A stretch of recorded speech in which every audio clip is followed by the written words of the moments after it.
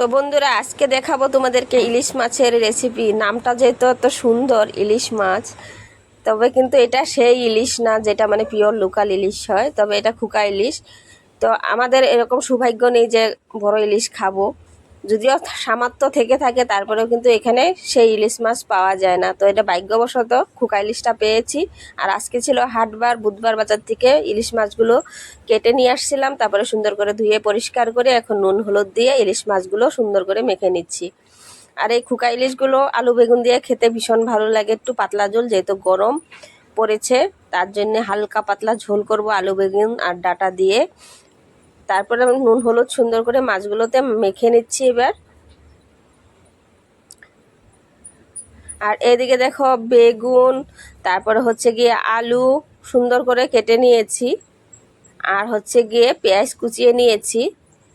যেহেতু মশলা কম দিয়ে রান্না করব, তাই একটু পেঁয়াজ দিয়ে দিচ্ছি, খেতেও ভালো লাগে। আর আমাদের ঘরে যে কোনো সবজিতে একটু পেঁয়াজটা পছন্দ করে মাছের ঝোলে, তাই আমি পেঁয়াজটা দিব। আর এই খুকা ইলিশ মাছ ভাপা খেতেও ভালো লাগে, মন্দ লাগে না। তবে গরমে কিন্তু গ্যাস অ্যাসিডিটি ভয়ে এই পাতলা হালকা পাতলা ঝোলটাই ভালো লাগে। তারপর তেল ঠিকছে গরম করে নিয়েছি, একদম বেশ গরম হয়ে গেছে। সেই গরম তেলের মধ্যে এক এক করে মাছগুলো দিয়ে একটু হালকা করে ভেজে নেব, খুব বেশি কাড়া করতে যাব না যেহেতু ইলিশ মাছ। তো দেখো মাছগুলো এক এক করে উল্টিয়ে দিচ্ছি। যেহেতু প্রথমবারের মাছ তাই একটু কিন্তু ভেঙে গিয়েছে। আর ইলিশ মাছটা একটু তেলে দেওয়ার পর কিন্তু একটু এইভাবেই হালকা মানে যেরকম চামড়াটা একটু অন্যরকম হয়ে যায়। তারপর দেখো হালকা করে সমস্ত মাছগুলো সুন্দরভাবে ভেজে নিয়েছি। ভেজে নিয়ে এখন সবজিটা রান্না করব। আর কড়াইয়ে অনেকটুক তেল দেওয়া আছে, আর মধ্যে আর তেল দিতে হবে না, মাছ ভাজা তেলে আজকে সবজি রান্না করব। তারপরে ফোড়নে দিয়ে দিচ্ছে গোটা জিরে, কালো জিরে আর শুকনো লঙ্কা দুই টুকরো করে দিয়েছি। এখন আলুগুলো দিয়ে দিচ্ছি এর মধ্যে। আলুগুলো দিয়ে সুন্দর করে কিন্তু ভেজে নেব। আর মাছ ঝোলের আলুগুলো এরকম ভেজে নিলে কিন্তু খেতেও ভালো লাগে। তার উপর দিয়ে দিচ্ছি যেই পেঁয়াজটা কুচিয়ে রেখেছিলাম সেটা। আলু আর পেঁয়াজ একসঙ্গে ভেজে নেব একটু লাল করে, খুব সুন্দর করে। বাকি সবজিগুলো পরে অ্যাড করব।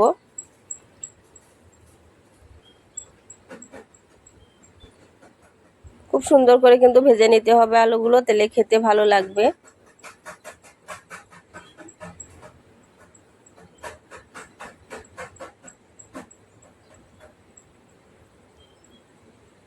আর যেহেতু গরম পড়েছে তার জন্য আজকে কোনো মশলা খেতে ইচ্ছা করছে না, তাই এইভাবে রান্না করছি।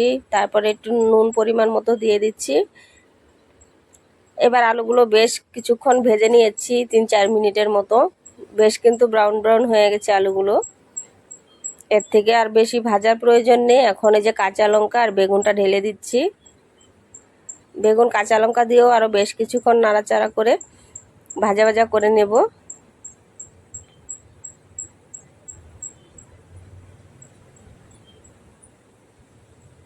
তারপর দিয়ে দিচ্ছি পরিমাণ মতো হলুদ গুঁড়ো, আর দিয়ে দিচ্ছি জিরে গুঁড়ো। এখন আবার 2-1 মিনিট এরকম করে নেড়ে চেড়ে ভালো করে মশলাগুলো মিশিয়ে নিচ্ছি।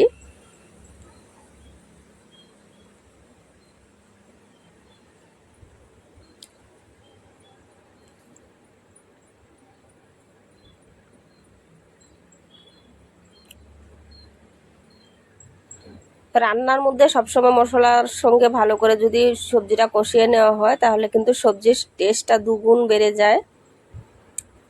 তারপর সামান্য একটু জল দিয়ে আমি এখন সবজিগুলোকে কষিয়ে নেব, কারণ যেহেতু গুঁড়ো মশলা দিয়েছি। তবে খুব বেশি না, সামান্য একটু দিব, যাতে মশলাগুলো সবজির মধ্যে সুন্দরভাবে ফুলে ওঠে আর সবজির সঙ্গে মিশে যায়, সেই জন্যেই দিয়েছি। এখন ঢাকনা চাপা দিয়ে 5টা মিনিট ঢেকে রাখতে হবে।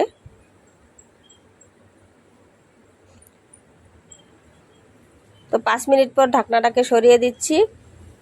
সবজির জলটা পুরোটাই শুকিয়ে গেছে আর তেলটা ছেড়ে দিয়েছে। এখন আরও 1-2 মিনিট নাড়াচাড়া করে আর একটু ভাজা ভাজা করে নেব।